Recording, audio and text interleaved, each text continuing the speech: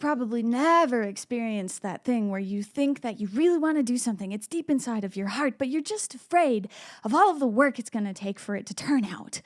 Or that like it's too technically challenging, or you're just not qualified for it. Surely I am the only one who had a dream to paint guitars and never actually bothered to do it because I thought it was too much work. When I watched the tutorials, I got overwhelmed, and then I did it and I found out it wasn't as hard as I thought.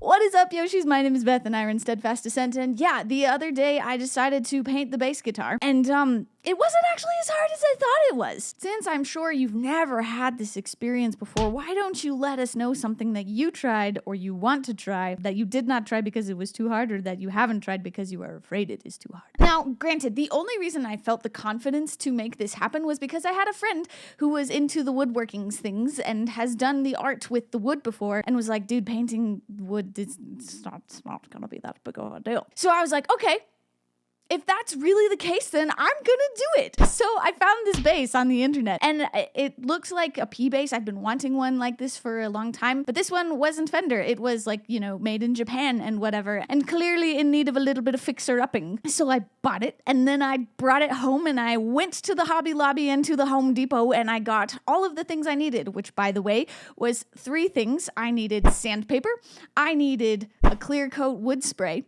I decided to get a satin one because that was the vibe, and I needed an oil-based pen. After acquiring my materials, it did take, in fact, 8 hours to do. So first things first, you got to take it all apart, right? You get the pick guard off, you get the strings off, all of those different things, and then you have to sand the body of your guitar. And this part was the stressful part for me because I'm like doing the little circles right, because that's how you do the wood and the paint to make sure that it looks evenly scuffed and not like getting grooves or lines into it. And it was stressful and difficult, and I was a little worried. I did that 3 times, like I did 3 layers of sanding so that it was real nice and scuffed up. My sandpaper was at least 400 or higher, which meant that when I went to the Home Depot, they had 800, so it was a grit, very fine grit. Got it all scuffed up, and then I wiped it down with a wet rag, and I started painting. And I wanted a Kitsungi thing for this bass. I just thought it would be so cool to have like a black bass with like the gold lines like drawn out and the whole thing. And I think it turned out amazing. That's kind of just the way this bass is right now, is it turned out the way it turned out. But I had my friend come in and she was like, oh, Beth, you really need to make these lines like more visible. You know what I mean? And I'm like, no, I don't know what you mean. This is why I have friends to help me. So once we were done doing the drawings and I was satisfied, we took it down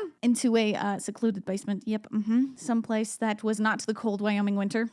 And we, just did 3 layers of a satin coat. Nice and even. I taped up all of the places so that, I wouldn't get spray paint onto the finish of my neck. And it had to dry over a period of 90 minutes between each of the coats. It took me the full day, and most of it was just waiting for the spray paint to dry. But once the spray paint had dried, I took all the tape off, I put all the stuff back on, I restrung my bass, and now I have a really shiny and cool and personalized piece that I need to learn how to fix the pots on. But at least I have the confidence now, after having done this thing that I thought was so hard and going to be so impossible, and it only took 8 hours. This confidence will hopefully allow me to fix the little buzz I have in my inputs. And now that I have explained to you in approximately 4 minutes all that it took, why don't you let us know what you're going to do next? Thank you so very much for watching, and I hope to see you next time.